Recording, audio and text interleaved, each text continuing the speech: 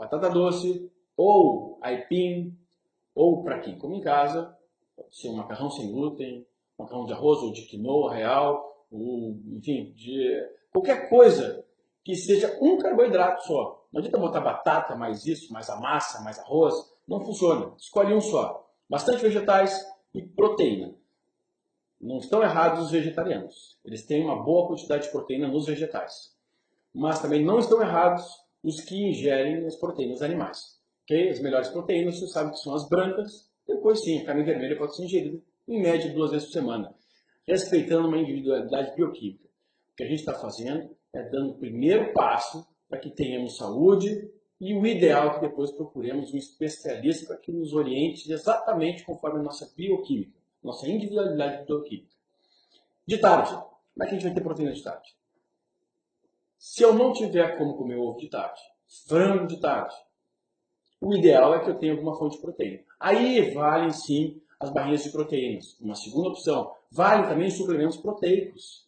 Os whey proteins, as proteínas isoladas do soro do leite, se for sem lactose, sem glúten, sem aspartame, nem todos os suplementos são 100% bons. Mas é melhor que você tenha um suplemento proteico do que não tenha proteína no meio da tarde, que fique só com os lanches. Então, para quem não tem tempo de comer à tarde, se valem sim. Não é só para quem faz atividade física. É para quem quer ter um alimento rico, não tão rico quanto o alimento natural, mas no momento que ele não consegue comer. Ao invés de comer o pastel, o salgadinho, o pão de queijo, tem um alimento mais rico. Um shake proteico, um whey protein. Aí vocês procurem na internet os melhores.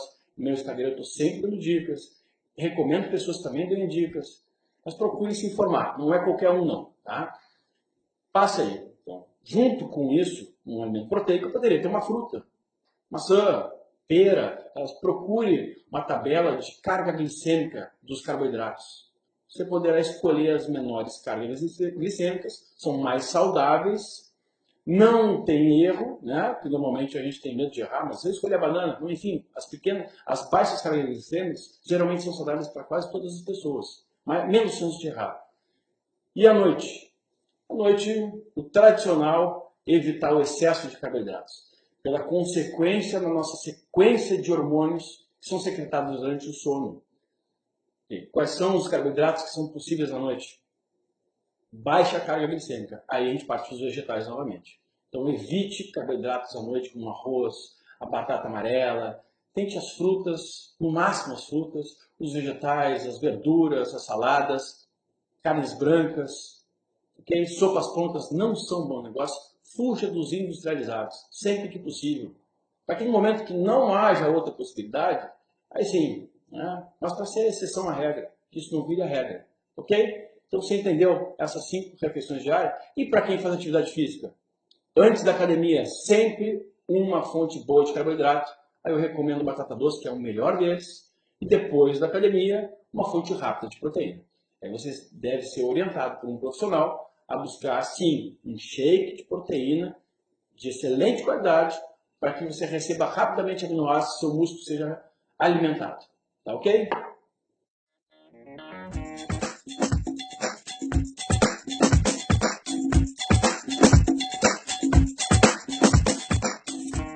Gente, esse passo é fundamental. Você conhece o seu corpo melhor do que qualquer médico. Vamos aprender quais os alimentos que nos fazem bem ou mal. Antes de qualquer pessoa, você conhece melhor o seu corpo de qualquer pessoa. Então vamos lá. Eu aconselho, são 2 testes a serem feitos. Faça um teste de ficar 24 dias sem glúten na sua vida. Sem glúten na sua vida. Mas escreva, 0 glúten na sua vida. Se você se sentir melhor, para que fazer teste se aquilo, enfim, lhe causa alguma doença ou não? Se o glúten não faz falta para ninguém. Outras várias farinhas, tem massa sem glúten, tem pão sem glúten, tem um mundo hoje sem glúten. Então faça esse teste. Muitas pessoas aí não só emagrecem, mas se sentem melhor, mais dispostas. Eu desafio você. É muito difícil uma pessoa que não se sente melhor sem o glúten. Passado esse teste do glúten, vamos para o segundo teste. Faça o teste do leite e da lactose. Pode ser da lactose só. Mas evite alimentos com leite, os laticínios, aqueles que se utilizam leite para serem feitos, e evite a lactose durante mais 24 dias. Esse é o segundo teste. Muito difícil uma pessoa que não se sente melhor sem o leite. Pois então, depois desses dois testes, você vai definir. Eu quero isso para a minha vida ou eu não quero? Ou eu quero saber mais sobre isso, fazer testes. Os testes sanguíneos são muito pobres para isso. A acurácia é muito baixa, principalmente do glúten. Você pode fazer diversos testes sanguíneos, nenhum deles vai diagnosticar se você tem ou não o problema do glúten. Intolerância, seja alergia, seja hipersensibilidade. Então, se você ainda quer fazer um teste, você pode contatar os laboratórios do Brasil que trabalham com saliva. Faça um teste salivar. Os testes salivar, tem alguns que identificam 200 alimentos, outros 108 alimentos, outros 80 alimentos. Dentro desses alimentos vão estar lá se é um forte reator, moderado ou baixo. Se você tiver baixa reação, vamos comer. Desde que não seja uma coisa ruim. Moderado, um pouco menos. Alto, eu devo ficar longe desse alimento. Esse é um passo essencial para ter saúde. Se o alimento que não lhe faz bem desregula toda a sua flora intestinal, imagine que a gente tem 10 a 20 vezes mais material genético dos bichinhos, dos micro-organismos que ficam na minha flora intestinal do que células no meu corpo. Se eu começo a desregular lá, a nossa primeira peneira começa a ser abatida. Lá onde é decidido o que entra e o que não entra. Ter saúde sem uma boa flora intestinal é extremamente complicado. Extremamente complicado. Então, teste o glúten, teste o leite e depois, se você tiver vontade, eu aconselho a todos a fazer, tiver condições, hoje em dia já está mais acessível no Brasil, teste salivar dos alimentos, para hipersensibilidade dos alimentos. Tá ok?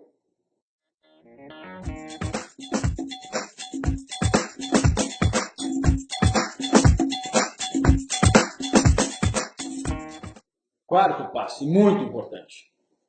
Agora você já sabe um pouco mais sobre alimentos, já sabe como deve iniciar suas principais trocas. Agora você tem que se enxergar. Bom, será que eu estou gordo? Será que eu estou magro? Será que eu preciso perder gordura ou não? Muitas vezes a gente se engana. Eu preciso ter como se fosse um raio-x do meu corpo. Como é que eu faço isso?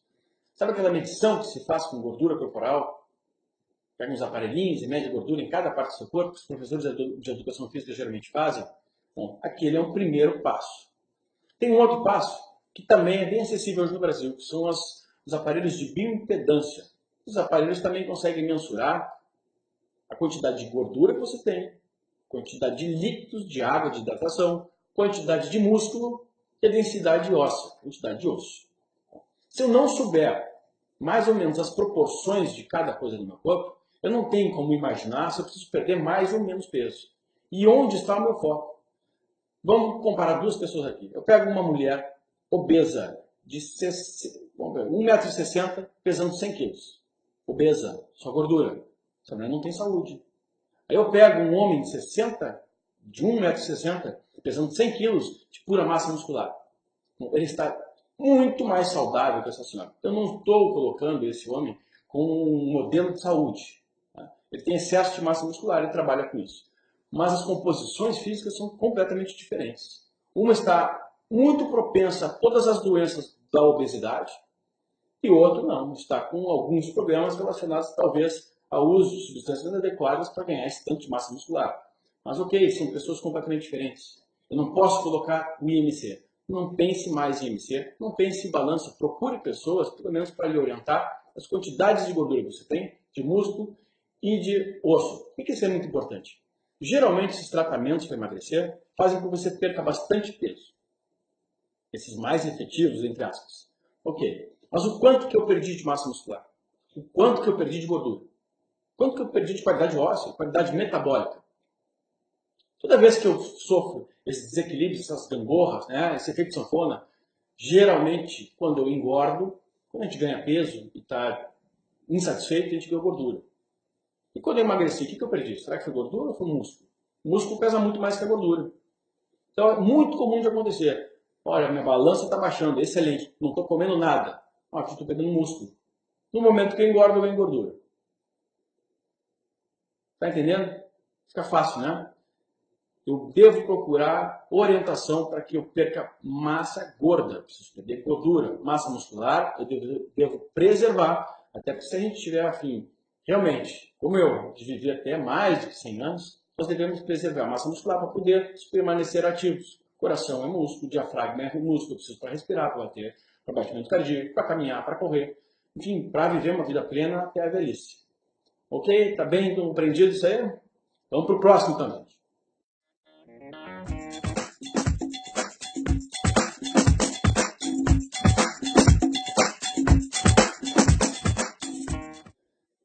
Meus amigos, alguma pessoa que você conhece ou você já chegou a algum lugar sem ter metas? Ou se chegou foi o acaso. Normalmente eu preciso ter uma meta.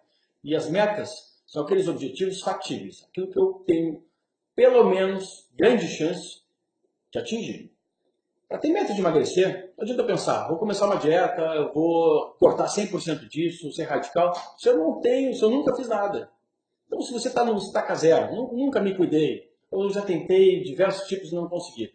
Vamos começar da estaca zero, mas vamos começar devagar em alguns aspectos. Já expliquei tudo que você pode fazer. Aquilo são coisas que não dependem muito de tanta boa vontade assim, convenhamos. Agora, o importante é que a gente entenda que se eu quero ter um radicalismo, eu vou ter que ter um suporte por trás. Se eu não tiver suporte por trás, ou seja, algum profissional que me ajude bastante, eu não vou conseguir chegar a lugar nenhum com radicalismo. Então, ok. Eu sou viciado em chocolate. Eu não vou conseguir tirar o chocolate 100% da minha vida a princípio. O que eu faço? Não estou falando para você comer porcaria. Mas vamos começar do zero. Então eu sempre indico que as pessoas comecem pensando, bom, se eu não consigo ficar a semana inteira sem a porcaria, e eu fico só adiando a minha alimentação saudável, eu escolho 2 dias da minha semana para eu sair na minha alimentação, da minha dieta, tá? Do meu estilo de vida. A princípio, isso é uma boa meta. É melhor do que não fazer nada. Então, quem quer tudo, às vezes não tem nada. Quem quer um pouco, pode atingir um pouquinho mais, um pouquinho mais. Eu preciso, em toda a minha vida, acertar mais do que eu erro. Não adianta eu, no trabalho, errar mais do que eu acerto, depois errar mais do que eu acerto na minha vida pessoal. E a maioria das pessoas, inclusive você, já deve ter passado por períodos em que, na sua saúde, você errou muito mais do que acertou. Isso é extremamente comum. Agora, pode, com os outros, com o trabalho, com coisas profissionais, a gente acerta mais. E na nossa saúde, não. Então, crie metas é o seguinte. Semana tem 7 dias, acerte pelo menos 4 dias. Isso é um bom começo. Não tem em casa alimentos que não são saudáveis. Isso dificulta. Isso aqui a gente passa raiva no começo, né? A gente fica, puxa, mas eu queria tanto comer a porcaria de chocolate, a massa, ou salgadinho, biscoito. Não tem na minha casa. Não tem na minha casa, dificilmente eu vou acordar no meio da noite para ir buscar. A não ser que eu seja muito pirata. Mas não vão ser todos os dias. Então, torne esses alimentos coisas que, pelo menos, se eu quiser comer porcaria, eu como na rua. Melhor do que nada. Não é mesmo? Se eu estou tentando ensiná-los a sair do zero, essa é uma tática que funciona a princípio. Para algumas coisas, pode ser radical. Escolha 1, 2 coisas que possam ser radical. Mas para tudo fica extremamente difícil. Comece com metas. Escreva suas metas. Então é o seguinte, quartas-feiras vão ser meus dias para ir jantar fora, para ter uma atividade social. E durante o final de semana eu escolho o sábado. Tá ótimo. No começo é ótimo. Até que a gente chegue próximo à perfeição. Próximo à perfeição é o equilíbrio. Eu consigo conviver numa boa, consigo viajar, fazer minhas coisas. Algumas coisas eu não encosto mais, um refrigerante, por exemplo. Agora, outras coisas, eventualmente, eu me dou o direito de aproveitar. Meu cérebro funciona melhor assim. Trocas, ok?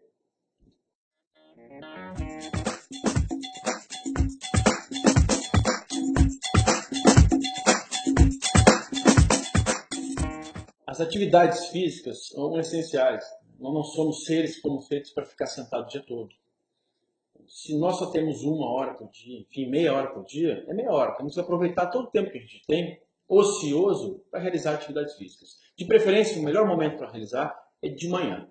As atividades à noite, às vezes, prejudicam um pouco a qualidade do nosso sono, e o sono, ter um bom sono, é essencial para a saúde e é essencial para o emagrecimento também. A produção dos principais hormônios do nosso corpo é abundantemente ocorrida durante o nosso sono produzido.